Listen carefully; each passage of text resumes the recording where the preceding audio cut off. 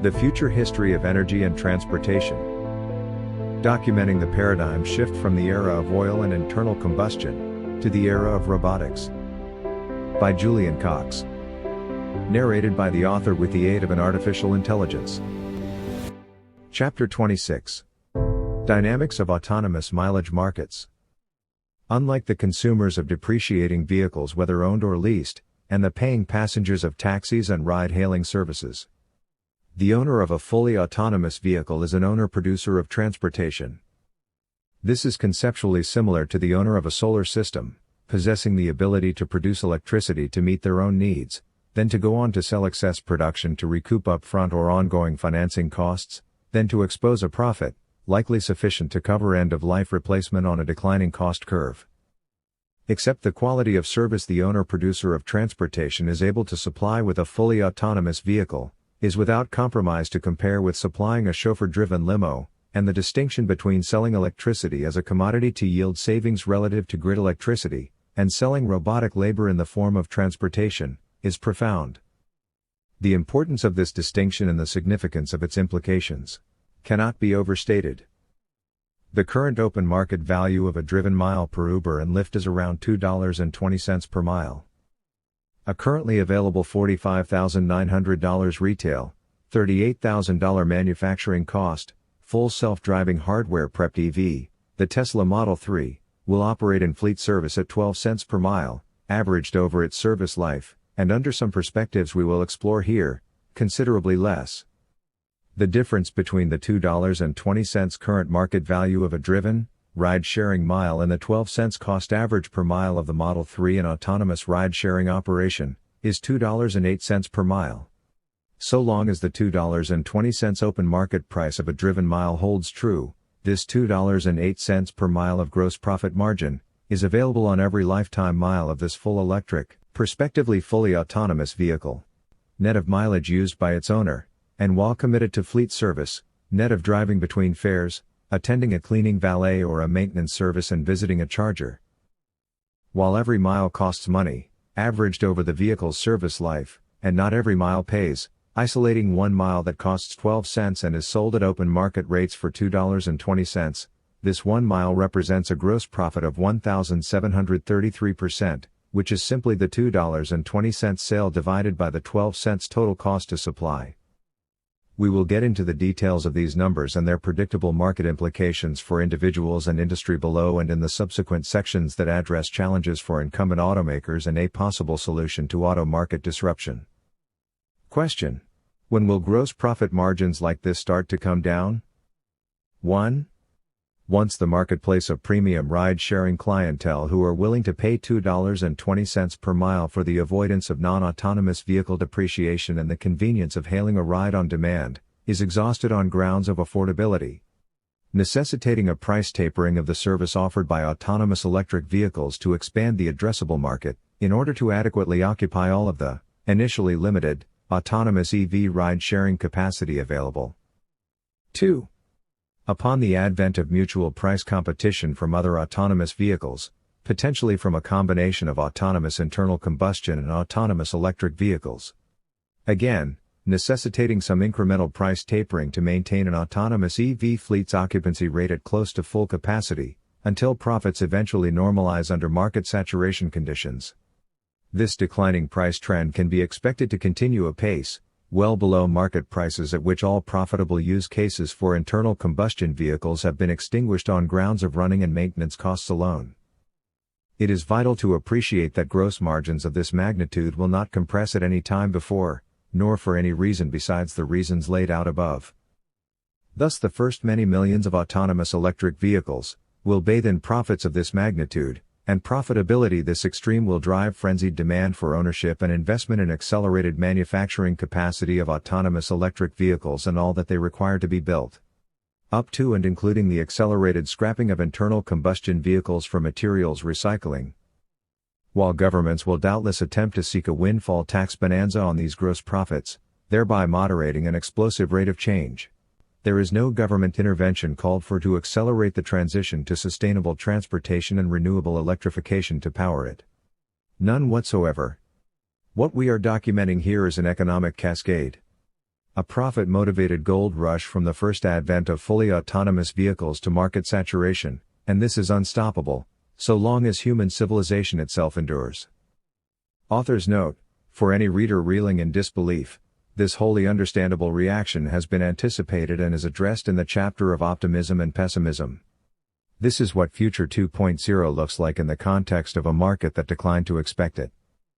The finer points of precisely how profitable it is to operate a hailing fleet of autonomous vehicles while demand for transportation eclipses initial supply, and the only competition consists of manually driven vehicles, most of which rely on internal combustion, is fiddling at the margins.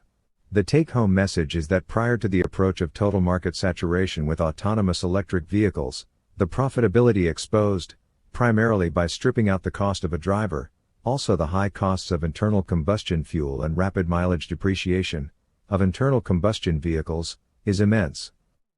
From the dawn of fully autonomous electric vehicles available to hail, the first few million cars of this nature will have no meaningful market price competition, only from services that cannot afford to operate any cheaper than prevailing market rates. Currently these are around $2.20 per driven mile, Uber, Lyft, taxi services and so on, and nowhere near 12 cents, nor 18 cents, nor 20 cents or similar, arrived at in studies produced by third parties. Unlike intermittency of solar and wind in the absence of storage, there is no qualitative compromise in prospect for the value of a driven mile produced by an autonomously driven electric vehicle to compare with a manually operated taxi. Arguably there is a qualitative gain that may attract a market premium. Update, 2019. In a limited public trial undertaken by Waymo in Arizona, USA, its executives were widely quoted in media reporting, confirming that its pricing intent was to be roughly in line with Uber and Lyft. A 15-minute, 3-mile, 4.8 kilometers, drive taken by Reuters last week cost $7.59, just above the $7.22 offered by Lyft. From January 2016, the standard IRS tax deductible for driving one's own car on business is 54 cents per mile. This figure is intended to represent the all-in cost, to the owner-driver, of moving a U.S. fleet average car. Naturally, this is just the vehicle with no accounting for the value of the owner's time. The 12 cents per mile figure. To illustrate the lifetime average cost per mile of moving an autonomous electric vehicle, this example uses the Tesla Model 3 standard range, prep for full self-driving, U.S. retail price, inclusive of FSD, at the time of writing, $45,900. Assuming a nominal estimated 600,000-mile service life. Initial vehicle price, $45,900. 246 watt-hours per mile at bulk energy rates in fleet use, 5 cents per kilowatt-hour, comes to $7,380. Maintenance, tires, wipers at assumptive bulk fleet rates, $16,447. Insurance at autonomous driving risk rates while in fleet use, $4,273. Autonomous driving risk rates are assumed by definition to have been proven over billions of miles to be between 20% and 10% of typical accident rates to gain regulatory approval for autonomous operation. Splitting the difference, 15% of actuarial risk has been applied to a random California owner-driver insurance premium for use in estimates, noting that the estimated service life of 600,000 miles is likely to be reached rapidly, and with minimal parking to reduce the vandalism risk, offset by unknowns such as uncompensated cabin behavior, heightened vexatious claim rates and targeted damage. Estimated total cost, $74,000 equals 12 cents per mile over 600,000 miles. This 12 cents is a total cost of ownership, based on the above. It is worth noting that a marginal error of underestimation, for example a temporary period of individual owner-producers resorting to charging vehicles at retail electricity rates for lack of autonomous fleet charging infrastructure, or indeed any contingencies such as a heavy premium levied on retail customers to enable full autonomy, or targeted taxation resulting in anything up to a doubling of this figure, to say 24 cents is inconsequential, having no effect on the direction of outcomes. With respect to electrical charging of a large autonomous fleet, energy in the form of electricity is a bulk industrial-scale commodity, that will predictably be capitalized in the form of solar and storage infrastructure, and similar, at an effectively zero marginal cost per mile. meaning instead of continually purchasing electricity from a third-party grid utility, generative assets would more likely be purchased to support autonomous charging for fleet operations and scaled for sufficient lifetime surplus to sell to the grid and so offset depreciation. Typical U.S. bulk electricity rates of $50 per megawatt-hour, 5 cents per kilowatt-hour, are incorporated in the 12 cents figure above, at a rate of 246 watt-hours per mile, which comes to $7,380 over 600,000 miles. Similarly, it would make little sense in the long run for a, necessarily large, fleet operator who will assume liability for accidents where it is at fault, while vehicles are under the command of its software and systems, to pay a premium over and above the actual cost of resolving claims for accidents and injury, separate from any legal liability provision in place to protect the business as a whole. The expected approach will be for the operator to become an insurer, to self-insure at the actual cost of settling claims for fault, due to accidents that its operations are entirely geared to designing out of the fleet. The cost of financing is omitted because there is ample reason to invest in such a vehicle in cash. In this context, the purpose of a vehicle loan is to leverage an investment to gain access to profits, not to spread costs. What is even more astonishing than a simple shock and awe cost estimate figure like the aforementioned 12 cents per mile, is how this is experienced from the differing perspectives of market actors. Authors note, a key innovation of this work, this thought experiment of author and reader if you will, is the realization that nobody gets to experience the 12 cents per mile cost. Nor the 20 cents or 25 cents figures arrived at in third-party studies, not even the 18 cents figure featured in Tesla's Autonomy Day presentation in 2019. All of these cost figures conflate retail and hailing network operator business models. None before now has parsed out the cost or the profitability experienced from the perspective of any one market actor. Perspectives. 1. The private, third-party, customer. From the owner-producer's perspective, meaning a vehicle purchaser who supplies the transportation services produced by their autonomous vehicle to an autonomous ride-sharing network. Their total cost of ownership will run closer to depreciation alone, $45,900 divided by 600,000 miles, which comes to 8 cents per mile, plus any financing at their option. Not the full 12 cents. The balance of 4 cents for energy, insurance and maintenance is logically borne by the fleet operator while their car is committed to fleet use. With regard to fleet operator maintenance of private vehicles, this would necessarily apply either pro rata or under some permutation of committing the car primarily to fleet or private use, at the owner's option.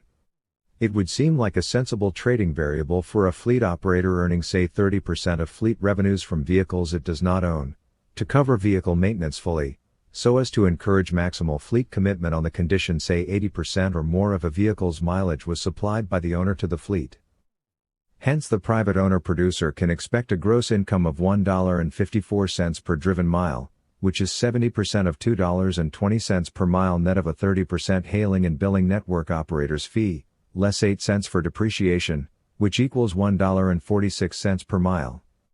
Given an arbitrary 50-50 split between fare-paying miles and non-fare-paying miles between fares, one could attach 2 miles of 8 cents depreciation to every fare-paying mile.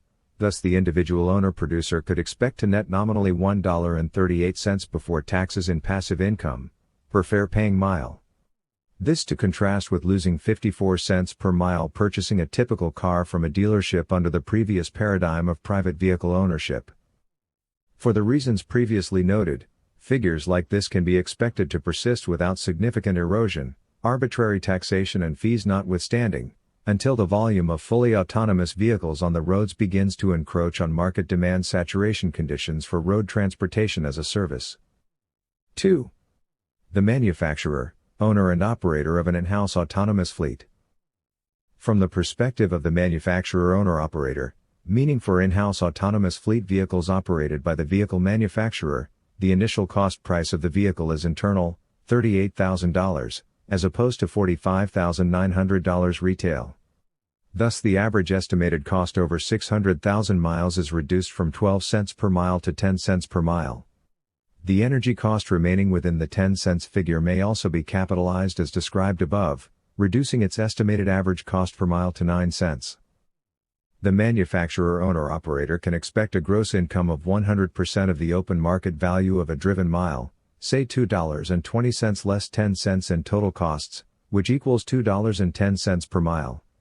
Given an arbitrary 50-50 split between fare-paying miles and non-fare-paying miles between fares, one could attach 2 miles of 10 cents costs, which includes depreciating the cost of building the car, to every fare-paying mile. Thus the manufacturer owner-operator could expect to earn nominally $2 net before taxes, per fare-paying mile. 3. The manufacturer fleet operator that sells the vehicle to the customer. From the perspective of the manufacturer fleet operator, such as Tesla, that builds and sells the vehicle to a customer, we are looking at the flip side of the deal experienced by the private third-party customer. From the total cost of 12 cents per mile, the manufacturer is alleviated of the 8 cents borne by the customer, related to depreciating the $45,900 retail price of the vehicle, leaving 4 cents per mile to operate the vehicle in fleet service. The gross profit the manufacturer received on the initial sale, plus any arbitrary additional sales premium, or subscription fees that the customer market is willing to pay for the value of enabling autonomous features, offsets these operating costs.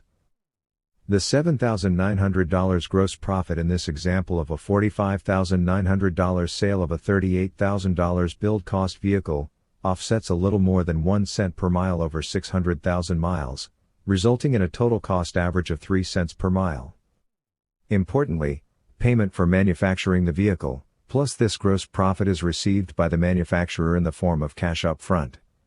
Not as a result of a payback period of months or years of collecting ride-hailing revenues. In this context, there is no bridge financing required by the manufacturer to assemble its autonomous ride-hailing fleet. Vehicle fleet financing is absorbed, at the limit, down to the granularity of one customer, one vehicle, one loan, times millions of individual owners. In the case of Tesla, the option premium levied to lock in autonomous features for the life of a new vehicle, as at 2021, is $10,000. This is the FSD option premium prior to robotaxi services becoming a market reality. For $10,000 the customer receives increasingly advanced driver assistance features, updated regularly in software, but must take a view whether their vehicle will become a profitable robotaxi, or whether it will be approaching the end of its service life before such services are delivered, and are authorized to go to market. Author's note: paying this $10,000 FSD option price at the pre-dawn of full autonomy is likely one of the best risk-adjusted reward opportunities to invest $10,000 available anywhere. The potential to sell some hundreds of thousands of miles multiplied by the $1.38 figure above, and the implications for uplift in the value of a vehicle you own that becomes capable of this, as distinct from a lease vehicle to be clear, speaks to that. Not financial advice, but by reading and contemplating this work, you are quite literally doing your own research. $7,900 is just the difference between the $38,000 build cost and the $45,900 retail price we are using for calculation. The reality is that the FSD premium can and will scale in due course, to balance supply with demand for provenly profitable robotaxis at large, in the market for transportation. Just this $7,900 vehicle sales gross margin reduces the network operator's average operating cost from 4 cents to 3 cents per mile. In due course, the market will predictably stand an upfront, or subscription-based premium for enabling robotaxi services, to reduce this cost to zero. So, compared to absorbing the $38,000 build cost per vehicle to construct an in-house fleet, selling the vehicle cancels out the $38,000, or 6 cents per mile amortization cost, as a profit denominator. From the perspective of the vendor, we are no longer discussing ride-hailing revenues divided by the cost of either building or buying a vehicle. Instead, amortization cost is replaced entirely, with a $7,900 profit contribution on the initial vehicle sale, and predictably much more, to offset lifetime operating expenses in fleet use, such as the cost of energy, maintenance and insurance. The resulting 3 cents per mile is further reducible to 2 cents per mile if again the operator capitalizes the energy provision. The $4,273 allocated to insurance in the original 12 cents per mile cost estimate has been left standing in figures as low as 3 cents and even 2 cents per mile despite expected self-insurance on the part of the fleet operator, that if successful in all but eliminating accidents for which it is at fault, will further reduce its total cost below 2 cents per mile. Naturally, upon selling the vehicle to the customer, the manufacturer fleet operator that sells the car is not eligible to receive 100% of the mileage revenues the car generates in autonomous fleet operations. We will assume that the customer who owns the car receives 70% and this network operator receives 30%. Thus, the manufacturer fleet operator that sells the car can expect gross revenues of 30% of the $2.20 open market value of a driven mile, which is 66 cents, less 3 cents in total costs, which equals 63 cents per mile. Given an arbitrary 50-50 split between fare-paying miles and non-fare-paying miles between fares, one could attach 2 miles of 3 cents cost to every fare-paying mile, thus the manufacturer operator that sells the vehicle could expect to earn nominally 60 cents net before taxes, per fare-paying mile. What is interesting, stunning, about all this is that at a total cost of 3 cents per mile to the network operator, that has sold the car for $45,900 and retained $7,900 gross profit on the sale, and then went on to reward the customer with 70% of total hailing fleet revenues, in return for absorbing just the depreciation of the $45,900 purchase price incorporating the built cost of the vehicle. The operating profit margin, 66 cents divided by 2 lots of 3 cents, is identical to the operating profit margin of the in-house fleet example, $2.20 divided by 2 lots of 10 cents. In both cases this is a 1,100% gross profit. However, the cash flows are night and day. The capital cost of the fleet in the case of the manufacturer operator that sells the vehicle, is $0. Better than zero, the fleet is sold cash flow positive at the factory gate with profits, followed immediately by software revenues generated on mileage. There is no payback period of months or years to recoup the $38,000 per car build cost of the fleet, no snowballing reliance upon lenders, no sale of equity required to scale rapidly. A common rebuttal of this logic is the blind assertion, but of course there is more profit if the manufacturer owns the car. No. The profit percentage can be seen to be borderline identical, simply by allocating the cost of the vehicle properly to the customer, and the proceeds of the sale to the vendor. In addition, there is far greater room for improved profit percentages on the sale of a vehicle to a customer, with a software license to operate their vehicle as a robotaxi. This software license sale or subscription, is a high-value customer sale verging on pure profit. A source of profit and cash flow, that is clearly not available to a manufacturer that builds cars for its own fleet inventory. While in any event, a software license and an autonomy suite more generally, can be sold to another vehicle manufacturer that wishes for its vehicles to operate in an autonomous fleet, what is crucial to appreciate is that the build cost of a vehicle, or an entire autonomous fleet, if sold, is no longer a cost denominator for profitability. Only the operating costs of the hailing network remain, if any, net of software revenues. Namely energy, insurance, maintenance, the operational costs of a control center and more broadly, the employment of software engineers.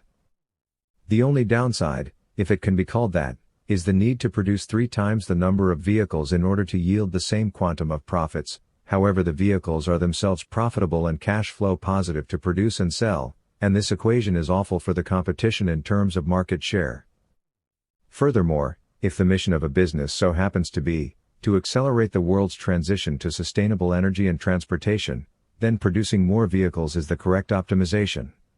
So is de-risking the business from escalating debt as the rate-limiting step to accelerating the scale of the fleet. Not to mention the soft equity or brand equity, even political capital, in terms of a business model that will predictably attract rabid mainstream profit-motivated customer and public support, in contrast to antagonizing the public to animus with an attempt to monopolize transportation and profits thereon, to the exclusion of the opportunity for millions of individuals who would be delighted with the freedom to buy one or more profitable car, and would rather not be turned away. There is no sensible question of customer demand for vehicles that generate anything on the order of $1.38 in pre-tax earnings per fare-paying mile, for the customer, for hundreds of thousands of miles, with the option of 100,000 miles or more of free motoring, just the opportunity cost of calling a vehicle back from the fleet for private use. Incidentally, it may not actually matter to an owner whose car comes back from the fleet when recalled. Given an option 1, to recall my own car, from wherever it is upon completion of its current fare-paying ride, or, option 2, to recall the nearest most immediately available car from the fleet, at no cost, except that of canceling out matching miles of income from my own car, until I release the car I just hailed back to the fleet, it seems highly likely that an owner will push the button marked, option 2. In the presence of access to funds and the availability of a suitable autonomous vehicle to own, no rational actor with the exception of hobbyists will turn down any of this, to buy a V8 Ford F-150 or any other car that can't drive, be it new or used. Those waiting for availability will predictably hang on to aging vehicles, hail rides and lease rather than buy. Another common rebuttal is I would never let anyone else get into my $50,000 car. Really? And forego nominally $300,000 of passive income while rebutting all offers to buy that car, from those who are interested in leapfrogging a 3-year waiting list to access its earning potential? From the perspective of the manufacturer fleet operator that sells the vehicle, there are no drivers to manage, just software, while building factories, service centers, control centers, robotic fleet charging apparatus and solar fields to power them, with effectively unlimited money. Given that the starting condition at the advent of full autonomy, of simply activating single-digit millions of vehicles prepped for full autonomy, represents greater than 99% undersupply of latent addressable global demand, at upwards of 1,000% gross profit at the outset, without any cash flow constraint to scale, countered only by modes of transportation that cannot come close to competing, and can be undercut at upwards of 50% gross profit below their operating cost. This is the anatomy of an economic cascade. Versus received wisdom.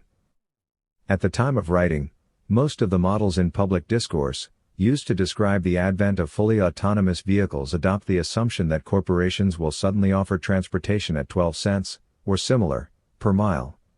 Essentially at cost. Modelers then seek to reimagine the economic landscape implications given this eventuality. For example, projecting an end to private vehicle ownership. Even more irrationally, forecasting significant global scale of fleet reductions on the basis that one car serves many, as if demand for independent mobility will remain capped at current levels of supply relative to the current economics of affordability, while simultaneously predicting a decimation of the price. This is nonsense. This assumption, to conflate a 12 cents, 18 cents or 25 cents assumed total cost of fleet ownership with a matching consumer price offering, is wholly unrealistic given the starting condition of a total absence of competitive pressure to underprice a driven mile in the open market, also the imperative to raise capital to build factories, to meet demand for billions of vehicles. Ignoring the customer profitability and supplier cash flow implications respectively, of merely meeting market demand in the ordinary way, at the competitive open market price, is to be blindsided to the future as it actually is, and that is now unfolding.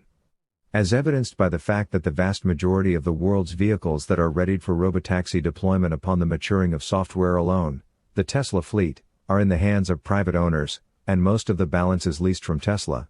There is a necessity to build billions of vehicles, or robots more generally, over a period of years to reach market saturation. The market dynamics between here and there are herein described. While the economic pressure to develop production capacity and supply chains will be immense, nevertheless in the case of electric vehicle autonomy, neither the production capacity nor the supply of raw materials pre-exists on the 100+ million vehicle per year scale. There will be lead times measured in years, in which autonomous vehicles cannot satisfy the market for transportation, let alone the demand for autonomous transportation. There will be no instantaneous market-wide flood of 12 cents to 25 cents per mile consumer pricing or anything like it. Not even were it to prove possible to satisfactorily retrofit autonomy to a significant proportion of the world's existing internal combustion fleet. Marketing and advertising a ride-sharing service to undercut multi-billion-dollar industries, like taxi medallions and ride-sharing services such as Uber and Lyft, with a 25 cents per mile fare, but with nothing approaching an adequate supply of vehicles to supply demand at that price, will more than likely trigger legislation to outlaw it, to protect the incumbents from anti-commercial behavior. Whereas the simple incremental introduction of autonomous transportation, made market available at a dynamic open market price, targeting full occupancy in proportion to the availability of vehicles to hail, will be highly defensible in legislation and at law in any event. Average market pricing of say 25 cents per mile, is somewhat unrealistic even, as a medium-term market saturation condition, 10 to 20-year horizon, given the ready affordability, and likely demand for discretionary luxury and value-added onboard services, be they digital, refreshments, sleeping arrangements and so on. From a base of 8 cents, 10 cents or 3 cents per mile or even less depending on perspective, many such value-added services can be included with ease, below the nominally 54 cents per mile total operating cost of today's fleet average car. Observe that at this 54 cents per mile fleet average price, the economics have proven to support roughly 2 billion vehicles on the world's roads. Say the annual production of autonomous electric vehicles reached 100 million per annum. There is ample scope to incorporate 10 cents per mile of passenger luxury to ensure customers enjoy the ride in order to attract full occupancy. That is a $30,000 budget for discretionary luxury, if only 50% of a nominal 600,000 lifetime miles are fare paying. The current fleet average new car is more than twice the price of the cheapest available customer choice, because it is more comfortable, safer and more desirable. The same principle can be expected to apply to fully autonomous vehicles. As full autonomy approaches market saturation and likely long before that, we can expect to see vehicles with the ability to perform autonomously in value-added roles, well beyond transporting passengers. At a bare minimum, vehicles capable of participating autonomously in self-loading operations, to go warehouse shopping. At the limit we can expect to see a diverse array of road-going and off-road robotics, many of which might be hailed to perform useful work without any need to carry passengers, including an autonomous humanoid robot. Update, April 2019. Tesla Incorporated confirmed drivetrain validation of 1 million miles and the near-term introduction of a 1 million mile service life battery, drawing on optimizations more typical of grid storage cells, to replace previous batteries estimated to be suitable for a 300k to 500k mile service life. Thus the Tesla fleet average lifespan for the first 2 or so million vehicles will be on the order of 600,000 miles and will rapidly improve, as older vehicles are relatively rapidly consumed and replaced in profitable fleet use. The most critical remaining wear item will likely be vehicle interiors, specifically seats. It might be indicative that Tesla Incorporated had thought this through as early as 2015 as a component of its decision to bring seat manufacturing in-house. Tesla is the only vehicle manufacturer of any scale to have done this. The balance of the auto industry relies on 4 Tier 1 seat suppliers. Thus of those items critical to customer value and strategic resilience, namely batteries, inverters, motors, computer hardware, software, energy production, data networking and seats, Tesla, with privately held SpaceX in respect to data networking, essentially operates a full-stack integration and readiness for fully autonomous electric vehicles unlike anything else. Tesla's proprietary FSD computer hardware, chip, and complete board with 2 such chips, is designed to run Tesla proprietary neural nets natively for full self-driving. Credit, Tesla Incorporated. Short of performing an expensive study to pin down the numbers to within cents or fractions of a cent, there is no meaningful adjustment required for a million-mile service life more than to note that initial vehicle cost figures, or gross margins on initial sales, are further diluted directionally at the outset of full autonomy, just as it is inconsequential if the cost per mile is 24 cents and not 12 cents. There is no change in terms of outcomes if it unfolds that the average billable per mile is only $1 per mile and not $2 or more after accounting for some unforeseen and inexplicable need for an autonomous fleet to undercut prevailing Uber fares by greater than 50%. Under open market conditions, rather than commanding a market rate of $1 per driven mile, the $45,900 autonomous EV will more likely earn a premium when compared with a taxi or a Uber fare on account of service reliability, novelty, improved passenger safety and security, occupant privacy and unfettered choice of conversation versus silence, unfettered choice of in-car entertainment and climate settings, plus an extra passenger seat per car. All customer benefits of not having a human driver. This is the restoration of independent mobility and hence quality of life for the elderly and infirm to get about and to socialize, without the indignity of troubling busy relatives or the anxiety of dealing with an unfamiliar ride-sharing driver. As for situations where human oversight of the cabin could be an advantage, naturally autonomous vehicles entering service can be expected to include a cabin camera. Indeed, there is one in the Tesla Model 3 and Model Y and all newer Tesla vehicles, and to be an alarm button and situation-driven contact with a human-augmented command center. For example, to reroute cases of cabin emergency to a hospital or to a rendezvous with an ambulance, and similarly to reroute to security or law enforcement as applicable, when teleconferencing the passengers won't suffice. So, returning to initial vehicle cost, and the potential business case for e-mobility pod cars in a fully autonomous setting. With the initial open market value of a driven mile for a mid-market to mild luxury vehicle, that can be assumed to be on the order of $2.20 per mile, attacking the 12 cents per mile cost of operating a $45,900 vehicle in this market, reducible by business model choices to as little as 3 cents or even 2 cents per mile, is clearly not the mission-critical objective. Rather, it is to produce the autonomous EV that is the most reliable, the most convincing to regulators, the most appealing to passengers, the most secure from software intrusion, the least likely to attract an existential legal calamity on account of mass casualties, and the first in line and most likely to receive the balance per mile of $2.08, $2.20 minus 12 cents, or some significant fraction of figures like this, at the outset of competing with traditional transportation choices. Market dynamics call for an upgrade in vehicle quality to target the top line, not cost savings to target bottom line affordability, and so the market will predictably under-reward the objective of saving, let's say, 3 cents in amortization cost per mile over 600,000 miles on account of building a car $18,000 cheaper than the $45,900 Tesla Model 3. Additionally, one of the risk factors in a product of engineering, optimized for initial affordability, is that it will not achieve a 600,000-mile service life. Such that if a $27,900 vehicle, after saving $18,000 on initial purchase price, reached end of service life at say 250,000 miles, that would represent 11 cents per mile in amortization cost, alone, whereas $45,900 spread over 600,000 miles is 8 cents per mile in amortization. Hence, rather than resulting in a 3-cent saving in return for saving $18,000 up front, the result of accelerated amortization of the remaining $27,900 is a 3 cents per mile cost hike.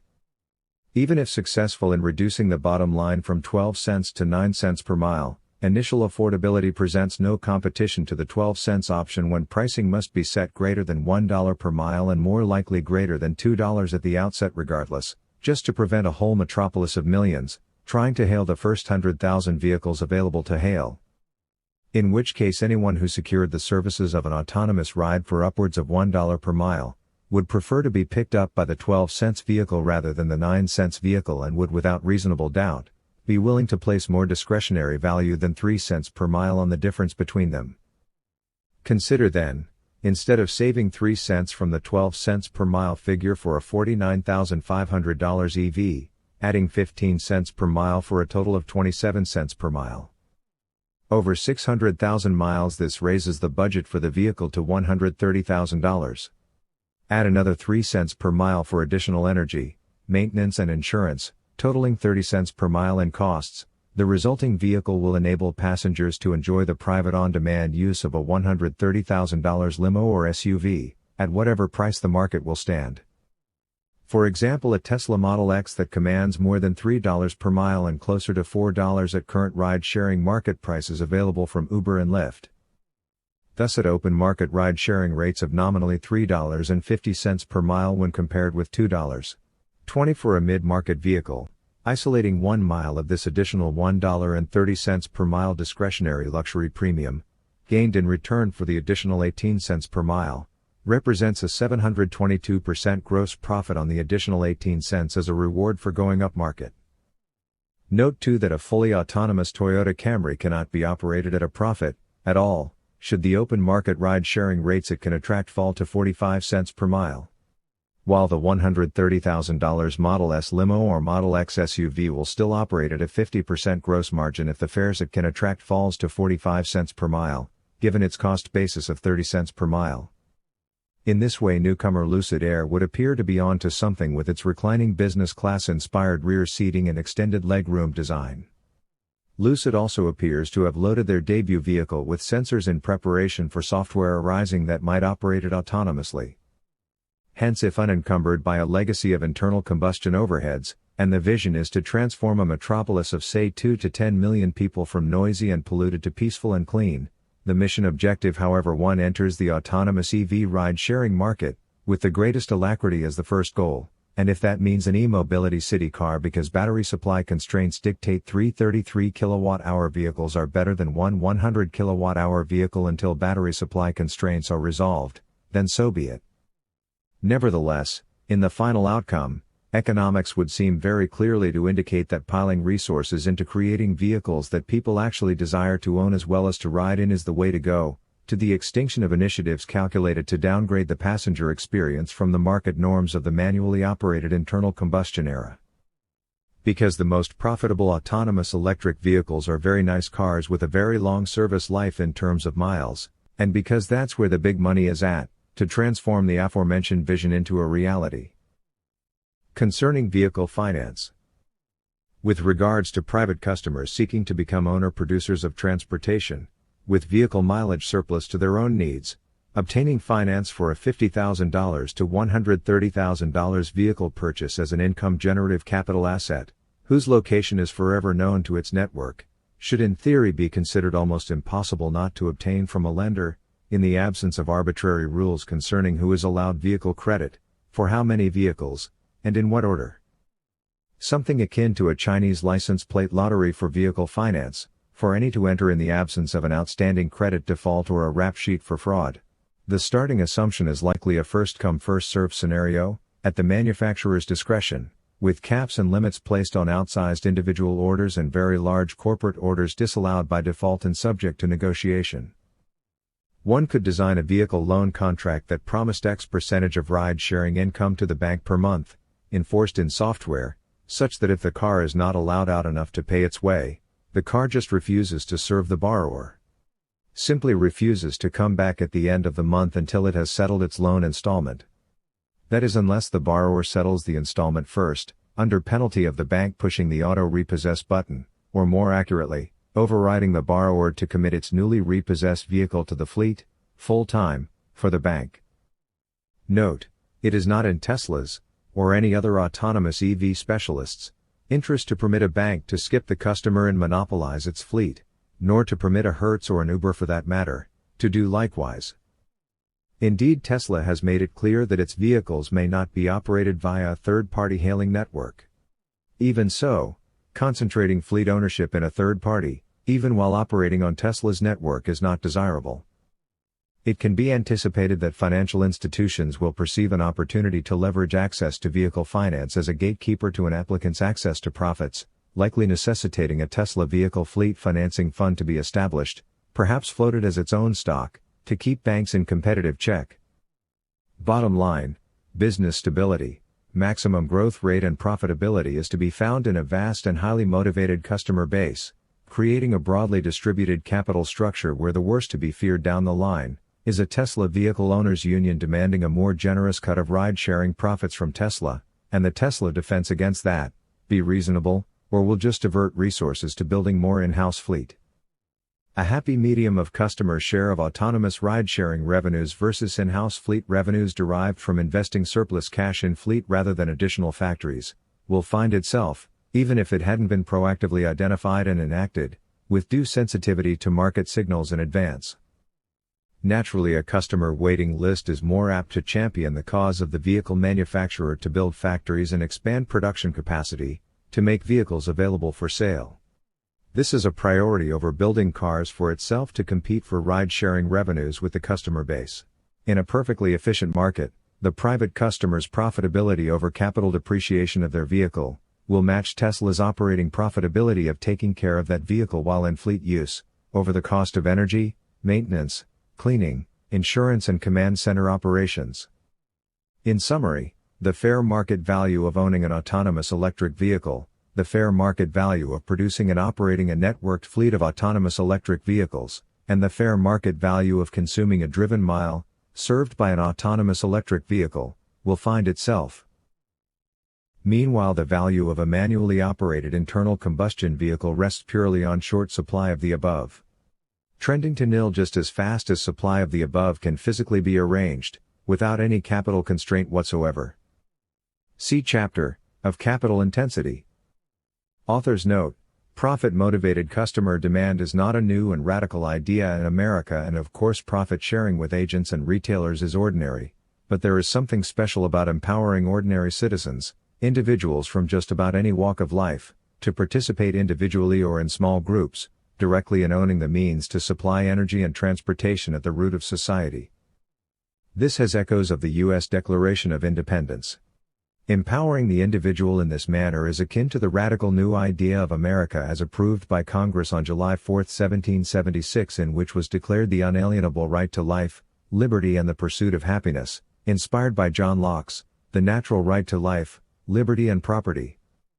This is a trio of ideals that has become somewhat lost in the intervening oil, debt and war era, replaced with aged corporate monopolies celebrating metrics like the consumer spending index with which, according to the aged corporate media, the citizen is supposed to cheer along. It is therefore exhilarating beyond measure to perceive that the technology sea change before us offers the notion of a customer asset index as something that will acquire, or reacquire meaning. Who would have thought that the resumption of the American experiment in this way would mark the end of the dumbest experiment in history, testing the limits of capacity of the Earth's oceans and atmosphere, for an extinction-level response? It is to be hoped that many people upon reading this, will seek to exercise their unalienable right to stake a claim in the future, in much the same way as early settlers literally staked claims in a gold rush. Not with hopeless pickets and placards, but by claiming an actual stake in one or more robot at the dawn of the era of robotics. Briefly, in connection to the prospect of autonomous internal combustion vehicles that is covered extensively in A Possible Solution to Auto Market Disruption. Toyota recommends that its Camry is serviced every 5,000 miles with intermediate service every 10,000 miles, major service every 30,000 miles and a major tune-up at 100,000 miles, for a total of 119 service visits over 600,000 miles, 120 less the final tune-up on account of scrapping the vehicle. As touched upon in a previous chapter, it is a cultural and marketing euphemism to refer to an engineering device that needs fixing this often as reliable. This is just shifting systemic unreliability into another category and giving it another label: routine maintenance. If an EV needed fixing this often under any label, it would be called an immature technology or a lemon, and deservedly so. $72,000, 12 cents per mile, is absorbed entirely by gasoline priced at $3.24 per gallon in a fleet average 27 miles per gallon car over 600,000 miles. At the first time of writing, the U.S. national average for regular gasoline was priced at $2.39 per gallon. There is no assurance available to a private individual or a corporate fleet owner that gasoline pricing will not fluctuate, and unlike laying down solar and storage, there is no way of capitalizing the cost of gasoline as an investment in fleet support infrastructure assets. The same applies to any other consumable fuel. Update 2021. The current U.S. average gasoline price is $3.32. It cannot be said that reducing demand for oil automatically yields a glut and therefore lowered gasoline prices, because whole oil reserves are quite sensitive to going offline below certain prices per barrel, as uneconomical to extract. It is also the case that in much of the world, taxation has pushed gasoline prices at the pump well in excess of $3.24 per U.S. gallon or 86 cents per liter. Update 2021. The average price of gasoline around the world is $1.21 per liter or $4.55 per U.S. gallon. This is 17 cents per mile in a 27 mile per gallon vehicle before contemplating the cost of a car. The opportunity to disrupt this market is absolute.